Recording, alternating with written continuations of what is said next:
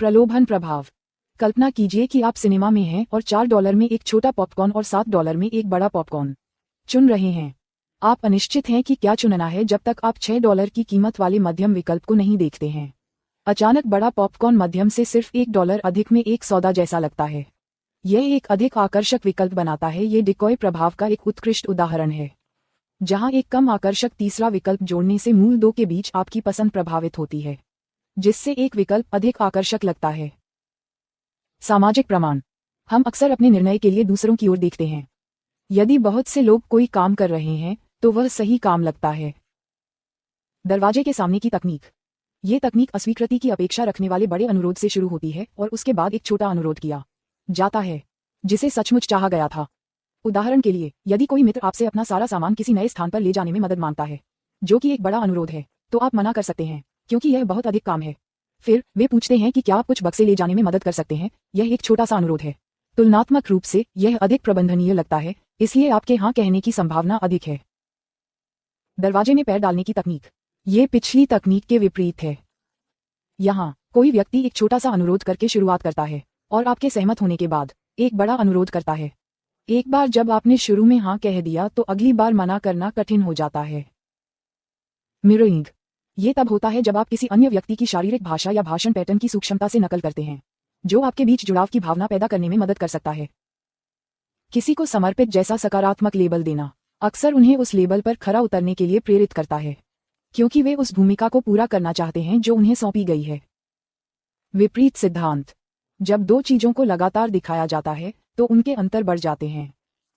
उदाहरण के लिए, किसी भारी वस्तु के बाद किसी हल्की वस्तु को उठाने से हल्की वस्तु और भी हल्की महसूस हो सकती है। पारस्परिकता। पारस्परिकता एक अलिखित नियम है जिसके अनुसार यदि कोई आपका उपकार करता है तो आप भी उसका बदला चुकाने के लिए बाध्य हो जाते हैं। यह एक छिपे हुए संतुलन की तरह है जिसे लोग अवचेतन रूप से समान बनाए रखने की कोशिश करते हैं। अधिकार। लोग ऐसे व्यक्ति की सलाह का पालन करते हैं जिसे वे विशेषज्ञ या शक्तिशाली पद पर देखते हैं।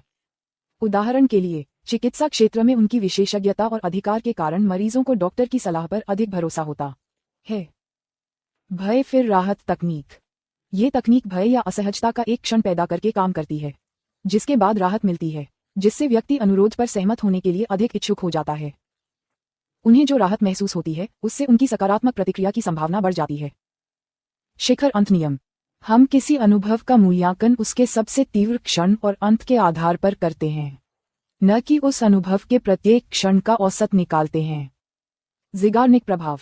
ये सिद्धांत बताता है कि हम उन कार्यों को अधिक याद रखते हैं जिन्हें हमने अधूरा छोड़ दिया है या बीच में रोक दिया है, उन कार्यों की तुलना में जिन्हें हमने पूरा कर लिया है, क्योंकि अधूरे कार्य हमारे दिमाग में लंबे समय तक बने रहते हैं।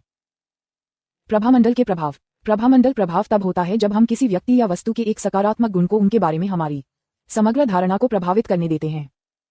प्रतिबद्धता। जब हम किसी काम को करने के लिए प्रतिबद्ध हो जाते हैं तो हम अपने वादे पर कायम रहने के लिए उसे पूरा करने की अधिक संभावना रखते हैं, ताकि एक विश्वसनीय आत्म छवि बनी रहे। विकल्प का विरोधाभास। विकल्पों की अत्यधिक संख्या होने से निर्णय लेना कठिन हो सकता है। दर्जनों विकल्पों की तुलना में कुछ विकल्पों में से चुनना अक्सर आसान होता है। उदाहरण के लिए, 50 आइसक्रीम फ्लेवर के साथ एक को चुनना मुश्किल हो सकता है, लेकिन केवल 5 के साथ एक दुकान में आप जल्दी से चॉकलेट पर समझौता कर सकते हैं। एंकरिंग।